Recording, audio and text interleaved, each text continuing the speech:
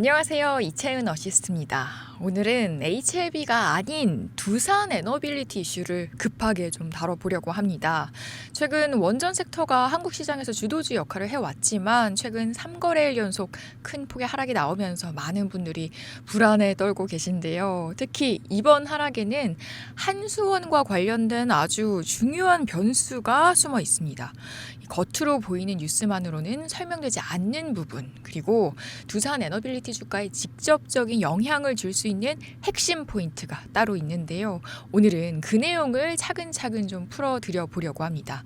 영상 끝까지 함께 하신다면 왜 지금 이 상황이 단순한 조정이 아닌지, 그리고 어떤 흐름으로 이어질 수 있는지 분명히 보이실 겁니다. 자, 우선 이번 급락의 직접적인 원인은 전 정부 시절 체코 원전 수주를 위해서 체결된 웨스팅하우스와의 불평등 계약입니다. 내용을 보면 우리 기술로 SMR을 개발을 해도 웨스팅하우스의 검증 없이는 수출이 불가능합니다. 원전 한 기당 9천억 원 물품 용역, 그리고 2,400억 원의 로열티를 지불을 해야 하고 물가 연동까지 붙어 있어서 시간이 갈수록 부담이 커질 수밖에 없습니다. 여러분들 이거 참 답답하게 느껴지시죠?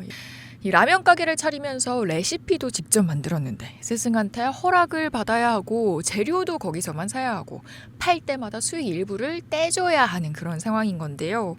이 계약이 사실이라면 두산 에너빌리티 같은 기업의 수익성과 경쟁력이 약화될 수 있다는 우려가 커질 수밖에 없습니다.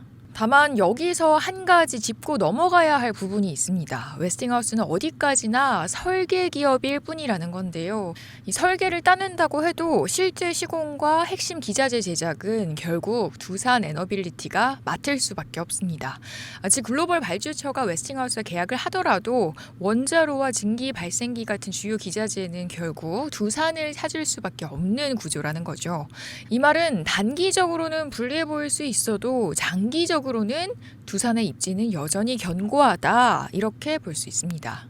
그런데 여기에 더해서 더 충격적인 건 백지수표 조항입니다. 이 체코 원전 수주 과정에서 불이행 시 곧바로 웨스팅하우스에 거액을 지급해야 하는 신용장이 포함된 걸로 알려졌는데요. 그러니까 쉽게 말해서 금액이나 조건이 정해져 있지 않은 상태에서 상대방이 원할 때 마음대로 청구할 수 있는 약속 같은 겁니다.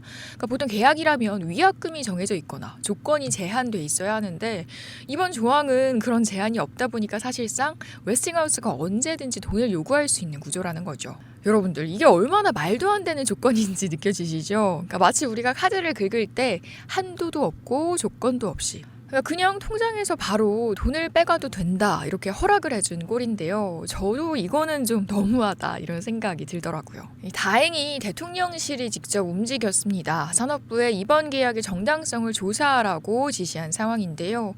혼자 높은 벽 앞에 서 있으면 막막하지만 이제는 이 정부가 우리 뒤에서 같이 벽을 밀어주는 그런 상황이 나오고 있습니다. 이건 앞으로 분위기를 바꿀 수 있는 중요한 단서가 될 수 있는데요. 하지만 또 무거운 소식도 있습니다. 한수원이 앞으로 북미, 유럽, 일본, 영국 등 핵심 시장에 진출할 수 없게 된 건데요. 결국 필리핀, 베트남, 카자흐스탄, 중동, 아프리카 일부에서만 활동이 가능합니다. 그리고 이건 단순히 한수원만의 문제가 아닌데요. 이 한수원이 핵심 시장에 들어가지 못한다는 건 두산 에너빌리티의 원자로, 증기발생기 같은 핵심 기자재도 큰 무대에서 빠진다, 이런 뜻이 됩니다.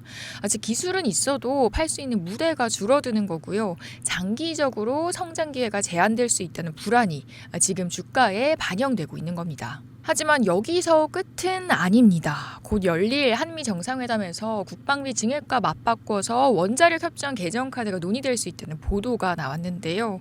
만약 이 협정이 개정이 된다면 지금처럼 웨스팅하우스 눈치만 봐야 하는 구조에서 일부 벗어날 수 있습니다.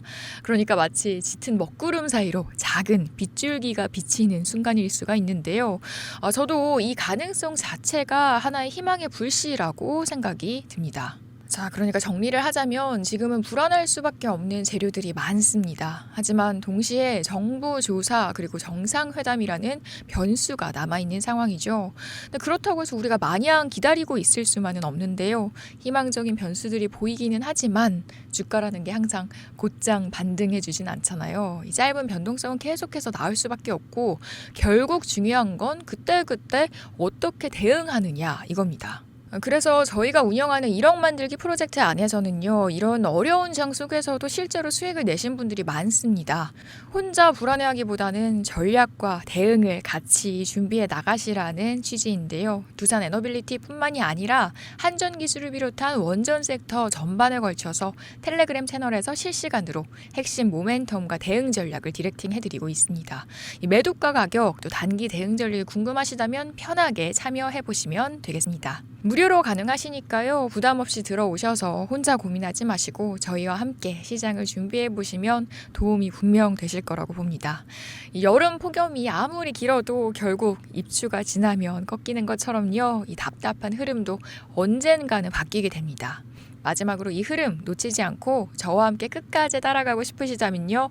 지금 구독과 좋아요 꼭 눌러주시면 좋겠습니다. 여러분의 클릭 하나가 저한테 더 깊은 자료를 준비할 원동력이 됩니다.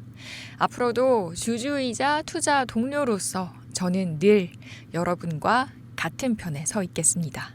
오늘도 긴 영상 시청해 주셔서 고맙습니다.